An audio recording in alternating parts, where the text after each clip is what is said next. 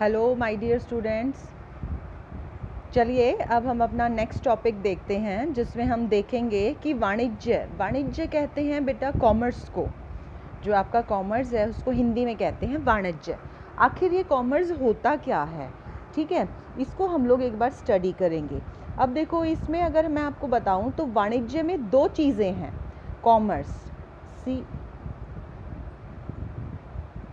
Commerce is equal to क्या बनेगा, trade plus aids to trade. ये चीज़ है, ये दो चीज़ें हैं। ये इक्वेशन आप लिख लेंगे। ये क्या है, कॉमर्स वाणिज्य जो है वो दो क्रियाओं से बनता है और वो क्रिया है, पहला तो आपका बनेगा व्यापार, ये जो जिसको हम कहते हैं ट्रेड को कहते हैं व्यापार।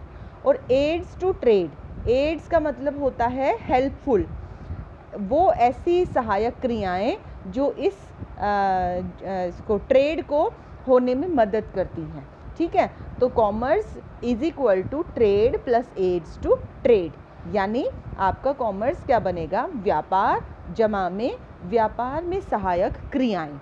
अब हम ये भी देखेंगे कि व्यापार क्या होता है और व्यापार की सहायक क्रियाएं कौन सी होती हैं, हम ये सारी चीज़ें देखेंगे। लेकिन इस इक्वेशन को आप एक बार जब ऊपर लिखना शुरू करेंगे कि आप वाणिज्य क्या है, तो आप उसमें एक बार लिख लेंगे कि कॉमर्स, ये सिंपल इंग्लिश है, इसमें कोई बहुत बड़ी बात नहीं है। तो commerce is equal to trade plus aids to trade. यहाँ तक हम अभी इसी चीज़ को मैं डिटेल में आपको बताऊंगी कि ट्रेड क्या है, इसमें क्या क्या होता है, और व्यापार में जो सहायक क्रियाएं होती हैं वो क्या क्या होती हैं, किस प्रकार वो उनको सहायक क्रियाएं क्यों कहा जाता है, और इन दोनों को मिला के कॉमर्स या वाणिज्य क्यों बनता है, ठीक है। अगर आपको कोई पूछे भाई कौन से स्ट्रीम में हो, तो आप कह देते हो कि कॉमर्स में, लेकिन कॉमर्स को हिंदी में वाणिज्य कहते हैं, वाणिज्य सकाय में है, ठीक है। अब हम लोग देखेंगे कि कॉमर्स और वाणिज्य जो है वो कैसे व्यापार और व्यापार की सहायक क्रियाओं से मिलकर बनता है। आइए देखते हैं। अब सबसे पहले देखिए, यहाँ से शुरू करते हैं। वाणिज्य में दो प्रकार की क्रियाएं आती हैं, कौन सी, माल की बिक्री अथवा विनिमय के लिए की जाती हैं, इसे व्यापार कहते हैं। व्यापार किसे कहते हैं, कौन सी क्रिया, वो जिसमें माल की बिक्री अथवा विनिमय के लिए कोई भी माल मतलब कोई भी वस्तु, इसको हम लोग इंग्लिश में गुड्स कहते हैं, ठीक है ना। कोई भी सामान है, पेन है, पेंसिल है, पेपर है, पर्स है, साड़ी है, जूते हैं, चप्पल है, कुछ भी है, तो जो भी माल की बिक्री होती है या विनिमय के लिए, विनिमय का मतलब होता है अदला बदला करना, एक्सचेंज, अदला बदला। जैसे आप लोग जब भी बाज़ार में जाते हो, सामान खरीदोगे तो उसके बदले में आपको देना पड़ेगा ना पैसा, तो सामान लिया, पैसा दिया, इस एक्सचेंज को हम लोग विनिमय कहते हैं। तो माल की बिक्री यानी आपने सामान को सेल किया या आपने एक्सचेंज किया, उसे व्यापार कहते हैं। तो व्यापार का क्या मतलब है, सिर्फ एक्सचेंज ऑफ गुड्स, और यहाँ पे सिर्फ हम गुड्स या माल नहीं कहेंगे, इसमें सेवाएं भी सम्मिलित हैं, ठीक है। तो गुड्स एंड सर्विसेज, हमेशा ये जो टर्म है ये एक साथ में ही यूज़ की जाती हैं। और दूसरी है वे सेवाएं जो व्यापार में सहायक होती हैं। दूसरी क्रिया कौन सी है, वो क्रियाएं हैं जो व्यापार में सहायक होती हैं। अब इस व्यापार को करने के लिए ऐसी कौन कौन सी क्रियाएं हैं जो आपकी सहायक होती हैं, ठीक है। तो हम लोग यहाँ पर आज व्यापार और व्यापार की सहायक क्रियाएं देखेंगे, जिन दोनों को मिला के हमारा वाणिज्य बनता है, ठीक है। अब ये जो सेवाएं हैं, इनको सेवाएं जो है ये 5 तरीके की सेवाएं हैं, इनफैक्ट 6 तरीके की हैं। तो इसमें कौन कौन सी आती हैं, परिवहन का मतलब आपको पता है ना, यातायात के साधन, जैसे रेल है, बस, रोड परिवहन है और जल परिवहन है, ठीक है। तो ये परिवहन यानी यातायात के साधन। बैंकिंग, दूसरी बैंकिंग यानी बैंक से संबंधित, ये सारे हम लोग 1 बाय 1 पढ़ेंगे, हाँ, बैंकिंग। और बीमा क्या होता है, जिससे हम लोग अपने जान की, अपने जीवन की या वस्तुओं की सुरक्षा हेतु करवाते हैं। अभी आगे जो आपके चैप्टर आएंगे ना, वो सारे इन सेवाओं के ऊपर एक एक चैप्टर बन जाएगा आपका। दूर संचार, ठीक है। दूर संचार यानी एक दूसरे से आप कैसे विचारों का आदान प्रदान करते हैं, ये वो सेवाएं आती हैं। इसमें टेलीफोन, इंटरनेट, न्यूज़पेपर, मैगज़ीन, ये सारी चीज़ें आती हैं। विज्ञापन एडवर्टाइजमेंट, ठीक है। ये सब हम लोग डिटेल में पढ़ेंगे। किसी भी चीज़ को जब आप लोग नई चीज़ को बाज़ार में लाते हैं तो आपको लोगों को उसके बारे में बताने के लिए विज्ञापन की आवश्यकता होती है। आप लोगों को बताते हैं। जैसे एक एग्जाम्पल मैं आपको देती हूँ। पहले आप लोगों को नहीं पता था फेयर एंड लवली क्या है, लेकिन जब आपने टीवी में बार बार में देखा कि फेयर एंड लवली एक ऐसी क्रीम है जिसको लगाने से आप बड़े ही गोरे और सुंदर हो जाते हो, तो वो आपको पता चला। तो ये जो टीवी में एक छोटे छोटे ये जो दिखाते हैं ना 2 या 3 मिनट के जो विज्ञापन होते हैं, ये हमें किसी भी नई वस्तु के बारे में जानकारी प्रदान करते हैं और उसी चीज़ को हम विज्ञापन कहते हैं। पैकेजिंग यानी सामान को पैक करना। किसी भी सामान को पैक करना क्यों आवश्यक है? किसी भी सामान को पैक करना इसलिए आवश्यक है ताकि वह सामान सुरक्षित रह सके, आसानी से प्रयोग किया जा सके। एवं गोदाम व्यवस्था। गोदाम तो आप सब अच्छे से जानते होंगे, वेयर हाउस कहते हैं। गोदामों की आवश्यकता क्यों होती है भाई? एक समय पे हम बहुत ज़्यादा जो है वो अमाउंट में किसी भी चीज़ की प्रोडक्शन करते हैं, उत्पादन करते हैं। जैसे अभी हमने गेहूं का उत्पादन किया, हरियाणा में बहुत बम्पर जो है वो उत्पादन होता है गेहूं का, धान का, जो भी चीज़ें हैं। तो इनको इतना बड़ा, लेकिन अभी क्या है कि हम एक साथ इतना सारा उत्पादन किया हुआ सामान जो है वो नहीं उपभोग कर पाते, उसको कंज्यूम नहीं कर पाते हैं। उसको कंज्यूम और एक ही जगह पे हम कंज्यूम नहीं कर पाते, उसकी रिक्वायरमेंट सब जगह पे है।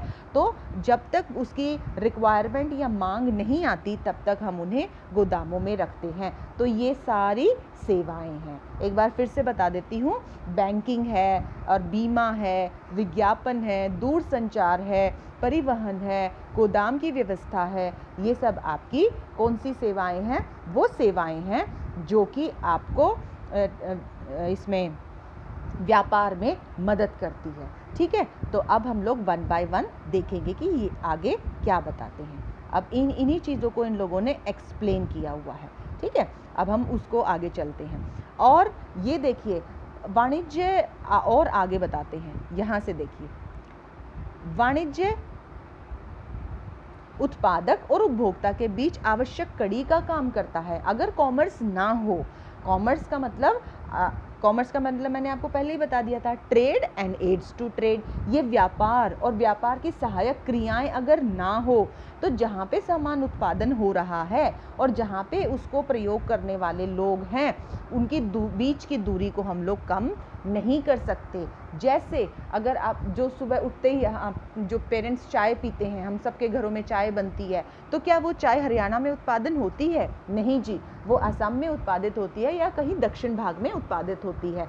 जो गेहूँ हरियाणा में या पंजाब में उगता है, क्या वो तमिलनाडु में या अगर हम कहें इधर जो है वेस्ट बंगाल में, इन सब जगहों पे क्या उसका प्रयोग नहीं होता? होता है। तो ये जो जगह है, यानी जहाँ पर चीज़ उत्पादित होती है उसके सभी उपभोक्ता उसके पास नहीं होते, वो कहीं दूर दूर होते हैं। तो उस जगह पर चीज़ों को पहुँचाने, बीच की जो कड़ी है, उन लोगों के बीच की जो कड़ी है, वो कार्य कौन करता है? वाणिज्य करता है। ठीक है, इसमें वो सारी क्रियाएं हैं जो जो भी वस्तु उत्पादित हो रही है उसका प्रवाह उत्पादक से उपभोक्ताओं की ओर ले जाती है। वो सारी क्रियाएं इसमें सम्मिलित है। ठीक है, अब हम ये कह रहे हैं, ये देखिए, अभी अगर आपसे वाणिज्य की परिभाषा पूछी जाए तो हम उसको इस तरीके से लिखेंगे कि वाणिज्य को इस प्रकार परिभाषित किया जा सकता है कि ये वे क्रियाएं हैं जो विनिमय में आने वाली बाधाओं को दूर करती हैं। ठीक है, विनिमय में संबंधी बाधा को व्यापार दूर करता है जो वस्तुओं को उत्पादक से लेकर उपभोक्ता तक पहुंचाता है। ठीक है, ये इतना हम उसको परिभाषित कर सकते हैं। अब देखेंगे कि कौन कौन सी जो क्रियाएं हैं ये किस किस बाधा को दूर करती है। अब जैसे इन्होंने कहा परिवहन स्थान संबंधी बाधा को दूर करती है। मैंने आपको बताया था कि असम में चाय उत्पादन हुई है, उसको हरियाणा तक लाने के लिए आप क्या करोगे?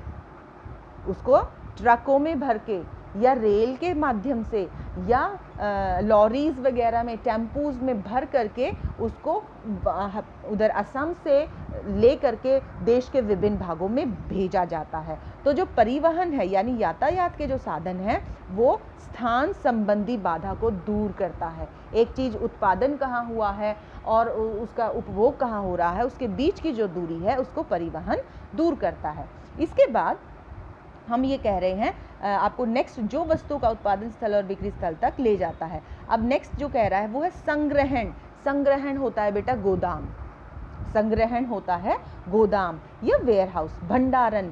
समय की संबंधी रुकावट को दूर करते हैं। ठीक है, जैसे अभी मैंने आपको एग्जाम्पल दिया था, हरियाणा में बहुत बड़ी मात्रा में गेहूं का उत्पादन होता है। आप सभी के घरों में भी आप क्या करते हैं, क्या आप एक ही दिन, जैसे आज हमने गेहूं का उत्पादन किया है तो हम 1 महीने तक ही बस उसको कंज्यूम करेंगे? नहीं, हम उसको पूरे साल कंज्यूम करेंगे। तो उसी तरीके से देश में भी ऐसा ही होता है कि जो भी वस्तुएं उत्पादन होती हैं उनको एक समय पर उपभोग नहीं किया जा सकता। जब समय आता है तब हम उसका उपभोग करते हैं। तो जब तक कि उपभोग का समय नहीं आ जाता तब तक हम उसे कहाँ रखेंगे? हम उसको भंडारण में या संग्रहण में रखेंगे। तो जो समय की रुकावट है उसको कौन? संग्रहण दूर करता है। ठीक है, अब हम लोग नेक्स्ट देखेंगे आगे। जब हम आगे ये बता रहे हैं, देखिए एक सेकंड, मैं ज़रा ये जो एक्स्ट्रा निशान है ये मैं मिटा देती हूँ। आगे ये कह रहे हैं बच्चों कि ये वाला हो गया भाई, आपका जो जगह का था वो हो गया और आपका भंडारण की समस्या हो गई। फिर इस जो सामान में जो सामान रखा है गोदामों में, तो वो वहाँ पे कितना सुरक्षित है? भाई कभी कभी गोदाम में चोरी हो जाती है, गोदाम में कीड़े चूहे वगैरह अनाज को या चीज़ों को खा जाते हैं, कभी कभी आग लग जाती है, तो इससे हमारे सामान को नुकसान होने का भय रहता है। तो उस नुकसान से बचने के लिए हमें कौन मदद करता है? उस नुकसान, चोरी, आग, दुर्घटना से जोखिम यानी रिस्क होता है, हमें हानि हो सकती है। तो इन जोखिमों से हमें कौन सुरक्षित रखता है? हमें बीमा सुरक्षा प्रदान करता है। आप देखो 1 बाय 1 आपकी यातायात की जो है वो पता चल गया आपको, फिर जो है संग्रहण का पता चल गया, फिर आपको बीमा को पता चल गया। बीमा क्या करती है? सुरक्षा प्रदान करती है, जोखिम से सुरक्षा। इन सभी क्रियाओं के लिए जो भी हमें जिस भी चीज़ की आवश्यकता होती है, पूंजी की, पैसे की, ऋण की, उस वित्त की समस्या, पैसे को हम लोग हमेशा कॉमर्स में क्या कहते हैं बेटा? पैसे को हम कहते हैं वित्त, पैसा, वित्त। ठीक है, तो उसकी संबंधी अगर आपको पैसे की आवश्यकता होती है तो आप कहाँ जाते हैं? बैंक में जाते हैं। तो वित्त की समस्या को कौन दूर करता है? बैंक दूर करता है।